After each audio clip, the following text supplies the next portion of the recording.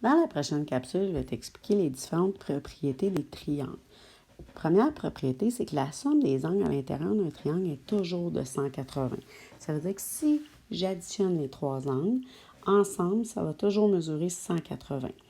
Deuxième propriété, dans un triangle qui est isocèle, aux côtés congrus sont opposés des angles congrus. Qu'est-ce que ça veut dire? Un triangle isocèle, on sait que ça veut dire deux côtés congrus. Mais là, on dit qu'aux côtés congrus sont opposés des angles congrus. Un angle opposé, ça veut dire que lui qui est en face du côté. Fait que si je regarde ce côté-là, son angle opposé, c'est celui-là. Si je regarde le côté ici, son angle opposé, c'est lui. Bien là, on dit que ces angles-là, comme c'est les angles opposés aux côtés congrus, bien, ils vont être aussi congrus. Donc, je sais que l'angle qui est ici, bien, il est congru à lui, parce qu'ils sont des angles opposés aux côtés congrus. Donc, un triangle qui est isocèle, donc deux côtés congrus, automatiquement deux angles congrus. Donc, un triangle isocèle est un triangle isoangle. Ensuite, dans un triangle équiangle, chaque angle mesure 60 degrés.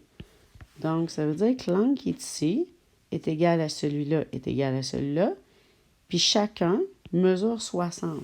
Pourquoi? Parce que la somme, c'est 180 des trois.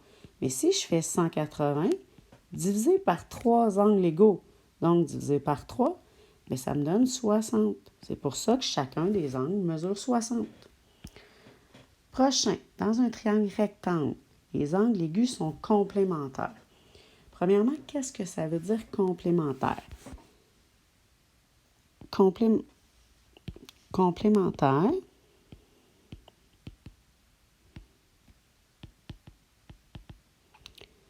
veut dire deux angles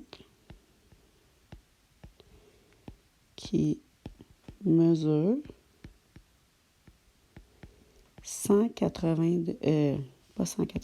90 degrés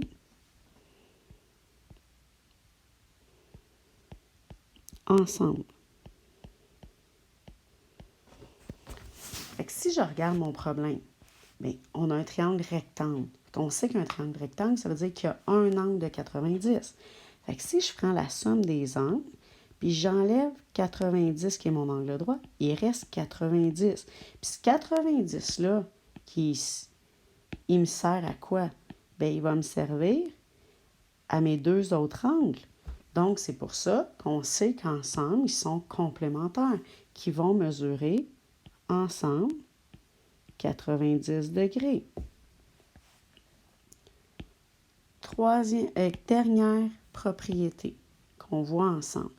Dans un triangle rectangle isocèle, les angles aigus mesurent 45. Premièrement, on sait qu'un triangle rectangle, ça veut dire qu'il y a un angle de 90. Puis s'il est isocèle, ça veut dire qu'on sait qu'il y a deux côtés égaux. Mais on a vu que quand il y avait deux côtés égaux, il y avait automatiquement deux angles égaux. C'est la règle qu'on a vue juste au début, qu'un triangle isocèle est aussi un triangle isoangle. Donc, ça veut dire que l'angle qui est ici va être égal à l'angle qui est là. Fait que si je commence, je fais 180, j'enlève mon angle droit de 90, il va me rester 90 à partager en deux angles égaux.